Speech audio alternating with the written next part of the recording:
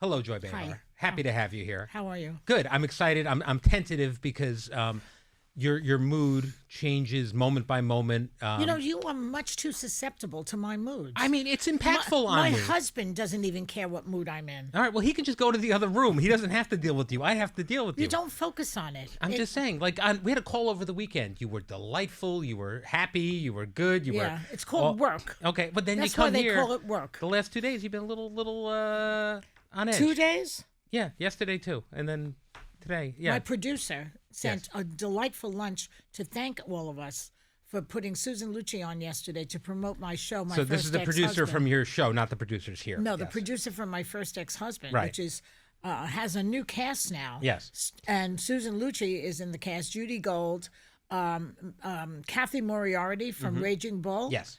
And Tanya Pinkins. They're all great in the show. I already went there to see how they're doing, and I hope people will buy tickets to this new group. I'm certain they will. I mean, who doesn't want to see Susan Lucci alone? My goodness. Yeah. She's very funny in the piece, and she's doing a piece that I did. Right. So you gave yourself the best part, so she must have the That's best right. part. So Well, I gave myself the funniest one. You did. You were great though. All right. So yeah, that's great. And so your producer, I have a little envy of your other producer. I don't like you seeing other producers. This is concerning. I'm seeing another producer on the side. And this one's sending you food. Well, this one is thanking you. She's not sending it to me. She's sending it for the staff. Well, I didn't get any. Lobster salad. Hello. Oh, all right. I don't need a lobster. But She bought it at Sable's on the east side. okay, that's very nice. Yeah. All right. Fine. I'll get over my jealousy. Okay. The bottom line though is things are tense. Things are tense in the world. We had some mild tension on the show this morning in the first couple segments. Yeah. I mean, you've been doing this for 28 years. I'd say that was like a 3 on the View Richter scale. yeah. That was nothing. Yeah. And everyone's fine afterwards. But it does, when we're talking about this important stuff and we have different viewpoints, and then the times are the bane of your existence. I know you hate the times. Because you can't put the toothpaste back in the tube or something. I Yeah. don't know how that goes. It doesn't fit. Right. So you have a 7-minute segment with 5 people. Yeah. And everybody has something they want to say. And they talk too long, I guess, too. Well, we have limited amount of time, and then we have guests on the show. We got to make sure we give them appropriate time. That's the show. That's what it is. I've come to enjoy this. I can jab. I can jab in, get out. Yes.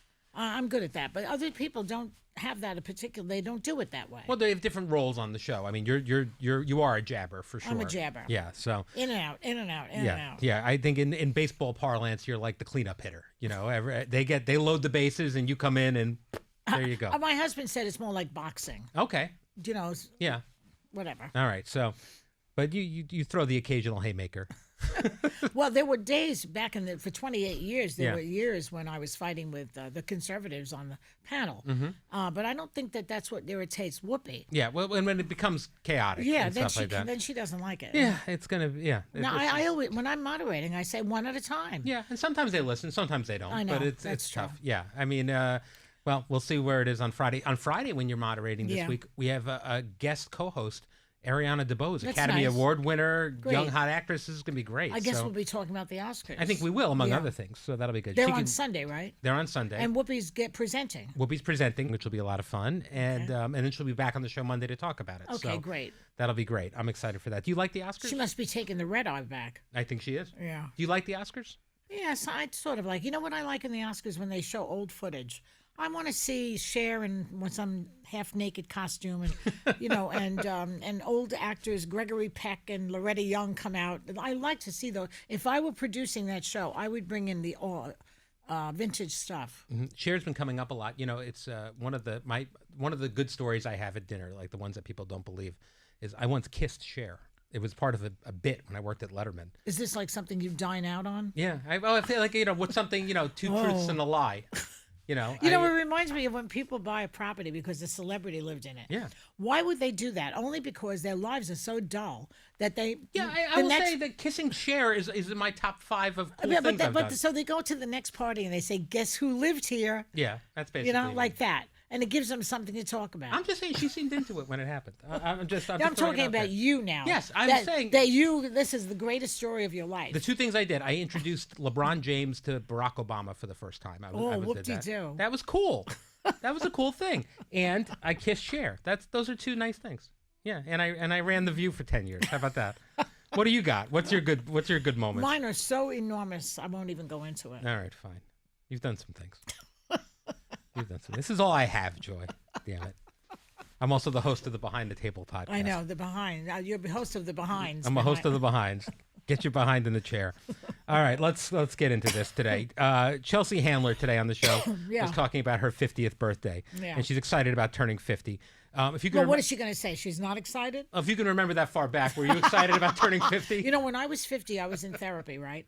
Yeah. And I said, and I had no job. I had been fired from one of my jobs. I don't remember which one. And my career was going nowhere. Right. And I told my shrink, but I'm 50. No. She said to me, "You're a baby." And I say that to all 50. Do you feel that way now? That 50 feels like a long time ago? 50 was great. I loved being 50. I loved being 60. I loved being 70. And my best decade is right now. I'm 2 years away from 50. And it's starting to weigh on me a little bit, the idea of it. Because you know what it is? Why? I remember vividly my father's 50th birthday. Like, I was an adult already at that point. I was 25. Yeah. It feels like it was yesterday. And then the idea that amount of time will happen again and I'll be my father's age. Yeah, well, I was saying, this is why we have religion, because people are afraid to die. Yeah. It goes, and it does seem to go faster. It goes very fast. Yeah. Yeah, I mean, that's why I'm writing plays and doing this job. I'm on a kind of a role here of doing what I want to do. Right, and it definitely... Next year I'm going to go to Paris. This August I might go to London if the planes don't keep crashing. There's something about this job in particular, the routine of it, I think, that makes things feel like they go very quickly. You know, because there's certain like benchmarks we hit at this show, like, oh, you know, it's the Halloween show, it's Christmas, it's Whoopi's birthday, it's Joy's birthday, that it just seems to make time feel faster. I have found that regarding time and its relativity, I think that when you don't do anything with your day, right, it goes very fast. Yes. If you pack the day with, I got to do this in the morning, and then in the afternoon I'm going to see these people, and then I'm going to go out to dinner, and then I'm going to watch Dick Cavett or whatever's on television. Right. Dick Cavett. I just mentioned his name because somebody ran into him recently and he asked for me. I like him. That's nice. Yeah. He's one of those people who still has a name. Yeah. Even though we haven't seen him for 40 years. No, of course. And he was a unique voice on talk shows very and nice, things very like that. smart and funny. Yeah. And erudite. so when you pack it in, the time goes slower. That's my tip. Okay, and I think busting up routines are important. Like, so for me, when you joke about this all the time, I'm constantly looking forward towards the next vacation. Oh my God! The next break. You're not living in the present. No, any given day, I can tell you how many days it is till our next break. Right now, I think it's 46 days. It's because I have things I need to have to get through the hard parts. I have things I need to look forward to. I see. And stuff like that. But you booked something for a year and a half from now. Well, you have to book ahead. Yeah. Like, this is something I want to do. It's a writers' conference in Paris in 2026. Right. I've already got 10 people coming with me. Yeah, I know. But I'm an organizer. Yeah, you're already telling me you need the days off. I did. It's in my contract already. All right, well, there you go. All right. Were there things you were worried about when you were younger that you don't worry about now? Yeah. Help me with this. Tell me the things that shouldn't bother me. Oh, well, people say things to you, and you feel injured by them. Right. After a while... So you used to feel injured by things. Of you don't course. feel injured by things now. Well, not as much. I mean, if you say something really insulting to me, it might bother me.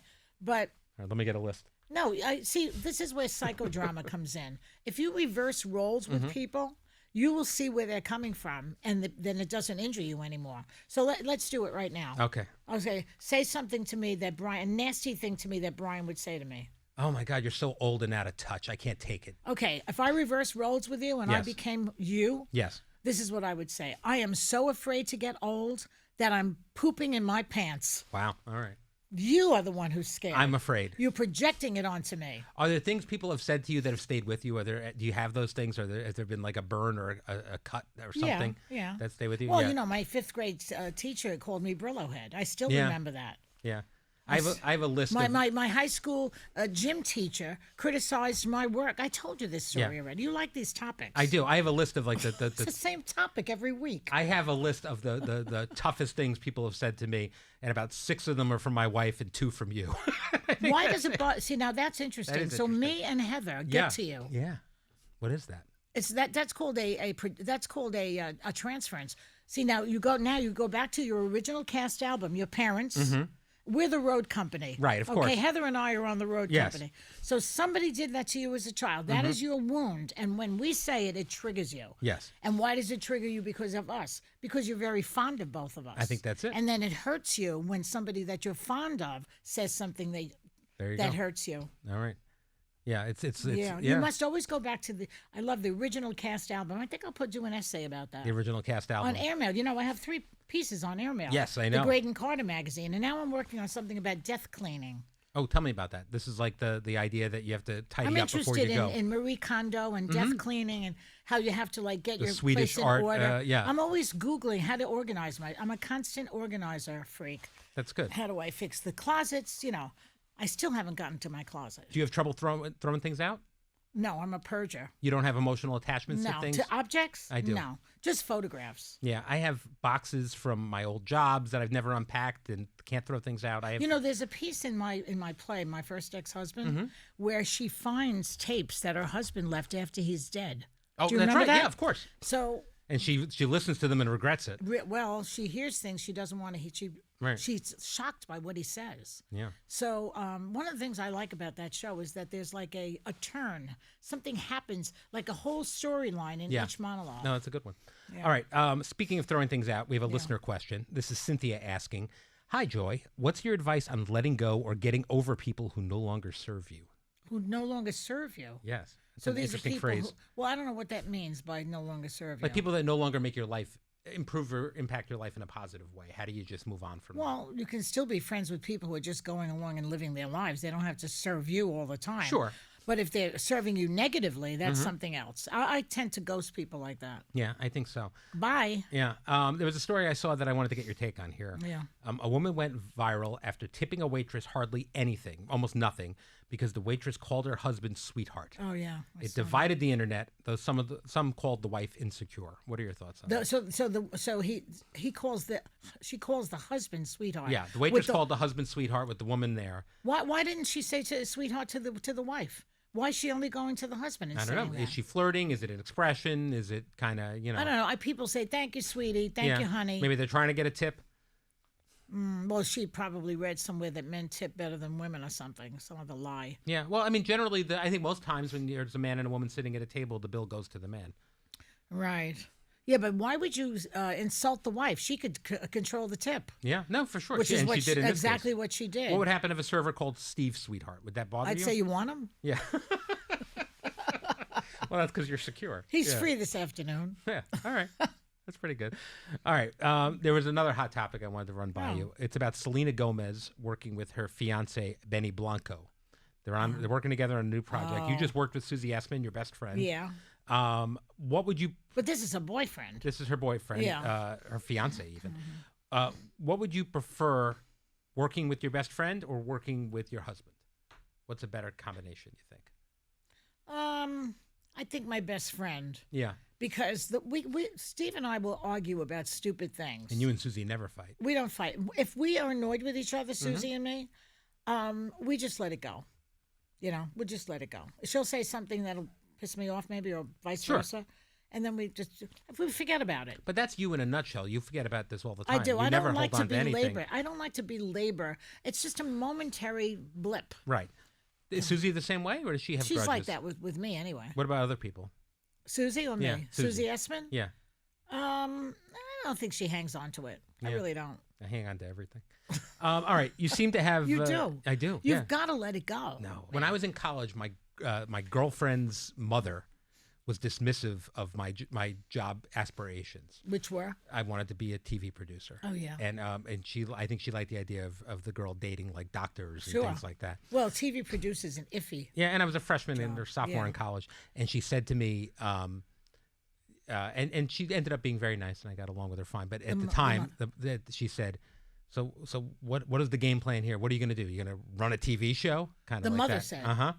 To me, and I held on to that, and now I do, and that's what happens. Yeah. Yeah. I say. I use it as fuel. Anyway, I'm getting a lot of analysis in this one. This is helpful. I'll pay you. There was a period where I was at a crossroads. Mm-hmm. I was going to either to do stand-up comedy. I had gotten fired by Good Morning America. Mm-hmm. I was 39, 40 years old, and I was fired. It's like this government that we have now. Oh, they want to change the budget. You got doged. Yeah, so let's fire all the working Americans to balance the budget and give tax cuts to the richest people in the country. Right. That's the way they think. It's a disgrace, and it makes me sick. Okay. Back to you in Good Morning America. Okay. So I'm at Good Morning America. They fire me for... And I said, what am I going to do now? I had no husband. I had just had that ectopic pregnancy, so I recovered from that. We got a divorce, and I got fired. It was a trifecta. Mm-hmm. And so I went to the Postgraduate Center for Psychoanalysis to get training as a psychoanalyst. But then I became a stand-up comic.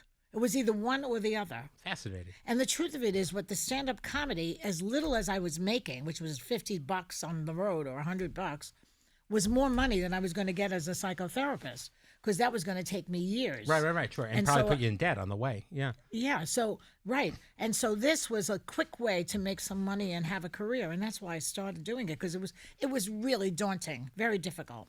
Now, you've never had a problem speaking your mind, obviously, but we had Adina Menzel on the show last week, and she talked about being afraid of her power and sometimes feeling like she has to apologize for using her voice. Yeah. Obviously, this is not something you deal with. No, that's not true. Tell me. Okay, here's the story. I would say that I went against the sisterhood when I met my husband, Steve, and I was doing stand-up. Now, nobody knew who I was. Yeah, no, you pretended. I pretended that I never told him I was doing it, because I was afraid that my, my profession, which is hold the microphone, control the room, and have big testicularity, would turn him off. Now, that is a stereotype that women have about themselves, that the men, they're weak and they can't handle a tough woman. Right. And some men can't. I see it online all the time when they attack me. Obviously, and it's always men. They're always scared of a powerful woman, woman who has the power. So I went with that. It turned out that he was not like that at all. Yeah, he was the opposite, but I believed it. Right. I mean, I am one. I'm drawn to powerful women and to tough women. I always have been. Yeah, but you still get mad if me and if Heather and I say anything against you. Yeah, no, and I hold it up. Yeah, that's right. You know what you are? You're a pastiche of conundrums. I am indeed. I'm an enigma. All right, other things we talked about on the show. We talked about weight and body image on the show yesterday. Did your view of that change over the course of your life? Hey, who cares about my body anymore? In my family, it was the neck up that only counted. The boobs are on the floor. Everything's hanging at this point. Who cares? No one sees that. But everyone talks about how great you look constantly. That with must clothes, feel nice. With clothes. I went to a doctor one time, and he started feeling me up, and he goes, "You look better with clothes." Oh, thank you. Was it Dr. Vinny Boombots? Vinny Boombots. All right. I know your play was something you always wanted to do. Yeah. And a listener asked Sarah yesterday. Wait, hold on. Before we get to this, I just saw a delete from the list of questions here, and I'm going to ask it anyway. Okay. You had a Bry guy in your audience at the show. Tell me what happened. He came backstage with a picture of me to sign and the playbill and everything. And I said, how do you know about the show? Because I like to do a little marketing business. And he said, oh, I heard you on Brian's podcast. I said, oh, are you a Bry guy? Yes, I am a Bry guy. There we go. Oh, see? Yeah. All right. So the Bry guys are coming to my first ex-husband. I think I should get a cut of this. I'm just saying, but it's fine. All right. I know that your play was something you always wanted to do. And a listener asked Sarah yesterday if there was something that she ever wanted to do that she hadn't gotten a chance to do. And she said it's sketch comedy. Which I think she'd enjoy. She'd be great at that. Yeah. Is there something you haven't attempted that you would like to do? I haven't attempted painting as much as I would like to. After I gave birth, I was in a watercolor class, and then we would go out and I'd paint boats and stuff like that, and I like that. So I might do that again. You and George W. Bush. That's weird. Oh, well, I told you this story. I'm repeating myself on this sometimes, podcast. But go ahead. Phyllis Diller was a very good friend of mine. Yes. And when I went to her house, she said to me, I'm too old now, and I don't do stand-up anymore. She said, I tried writing. It wasn't for me, so I started painting. So all over her house were her paintings with price tags on them. So that in case you were cruising around her house, you felt like you wanted to buy that one, she would sell it to you. She was very ahead of the time. She was like doing view your deal for visits. It's a good move. Exactly, right. That's right. She was. I love her, and I'm so sorry that she's gone. Some of they were older than me, and they're all gone. Kay Ballard, Phyllis Diller, people like that. Yeah. Rosemary Clooney, who used to watch The View all the time. I love that. She's gone, I love that. All right, hold on. So you said before the podcast we were discussing your bosses or lack thereof, and you said the only boss you have in your life is your daughter, My Eve. daughter, that's all. Is this... And my grandson probably, too. Yeah, so is this what I have to look forward to, basically? I mean, right now... Your children control you after a while because you never want to alienate your children. No. And that's always at play. You never say, I don't think you look good in that top. Don't say that or throw on a lipstick. Do not. And was that the case even when she was young, or is that a learned behavior by you? No, it started with the teen years, I think. Yeah, I'm getting into that now. Teen, everybody wants a baby. Nobody wants a teenager. Right. My grandson's going to be 14 on February 28th. Yeah, my daughter's 13 and 13 and a half now. It's crazy. I know. It's crazy. I said to him, "What do you want for your birthday? Send me a list." Sends me a list. How about this? How about this? How about this? He's got like 7 gifts. Mm-hmm. You're getting them all, right? And I'm going to take you and the family out to dinner, I said, for your birthday. Where do you want to go? Finds the most expensive restaurant in the neighborhood. My daughter enjoys a steak. Wherever we go. Oh, he loves a steak. And I sit there and I'm getting like chicken. I'm like getting a salad at this point because I can't afford the 4 steaks. Yes, you can. I mean, I can, but I refuse to have my 13-year-old daughter order like a $70 steak. That's insane. The tricky part is you want your children to, be part of your success and everything, but you don't want to spoil them. Right. Yeah. I mean, I have to say my kids are probably very spoiled, but they're not brats. They're not like they seem very appreciative. They are. Yeah, I only have one daughter and one grandson. I don't have a big family anymore, so I don't have a lot of people to support or take care of. Mm-hmm. And I don't support them. Her husband is a physician assistant. She has a job as teaching pottery, and she's starting a business too now. Yeah. And the reason that I will help her is because when she was 15 years old, she was a waitress. Mm-hmm. When she was 18, she worked as a booker. She has a work ethic. She has a work ethic. Yeah, my kids do too. They work really hard. If you don't have that in your kids, you shouldn't give them a lot. Yeah, I agree. I think the Rockefellers used to hold that over their heads so that they would work before he gave them all their money. How old were you when you had your first job? Do you remember? I was 15. Yeah. I worked at a 5 and 10. Oh. I was 14 and I was an usher at a movie theater. That was a good job. I love that. Yeah. Yeah, you saw the movie over and over again. Yeah, I did. I saw every movie that came out for 4 years because I was doing that. It was great. Yeah, and I'd sneak in people. All right, that's all the time we have for today. Okay. Thank you for joining me today, Joy. You're welcome. Tomorrow I'll be back with Alyssa, and we'll see you then.